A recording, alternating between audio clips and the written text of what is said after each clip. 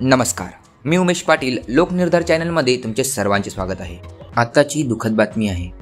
Doctor Atre यांच्या पार्थिवावर शासकीय इमामात अंत्यसंस्कार व्हावेत असे निर्देशही मुख्यमंत्र्यांनी दिले आहेत. ठाण्यातील कोपिनेश्वर मंदिरात मुख्यमंत्र्यांचं स्वच्छता अभियान. दिल्ली दारू घोटाळा प्रकरणात ईडीनं पुन्हा एकदा दिल्लीचे मुख्यमंत्री अरविंद केजरीवाल यांना समन्स बजावलं आहे. तसेच त्यांना चौकशीसाठी हजर राहण्याचे निर्देश दिलेत. मुंबईतील मरीन ड्राईव्ह परिसरात हवाई दलाचा थरारक एअर शो. मातोश्रीवर माध्यमांशी बोलताना उद्धव ठाकरे यांनी राम मंदिरात राष्ट्रपतींच्या हस्ते प्राणप्रतिष्ठा व्हावी अशी मागणी केली.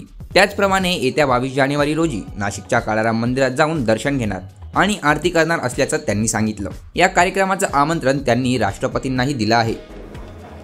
येत्या 22 जानेवारीला यापूर्वी सुद्धा मी कार्यक्रम घोषित केलेला आहे की 22 जानेवारीला आम्ही नाशिकला काळाराम मंदिरात जाऊन प्रभू श्री रामचंद्राचं दर्शन घेणार आहोत. त्याच्यानंतर गोदावरीच्या काठावरती आरतीसुद्धा करणार आहोत. आणि 23 जानेवारीला शिवसेनेचं एक शिबिर काही प्रमुख पदाधिकाऱ्यांचं आणि संध्याकाळी अनंत कानरे मैदान जे आहे गोल्फ क्लब तिथे शिवसेनेची जाहीर सभा होणार आहे.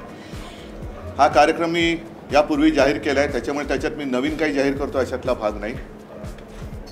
पण आम्हाला असं वाटतं की 22 तारखेला अयोध्येमध्ये जे राम मंदिराचं लोकार्पण होणार आहे आणि प्रभू श्री रामचंद्र, अर्थातच रामचंद्र म्हटले का ते कधी एकटे नसतात, त्यांच्याबरोबर आपण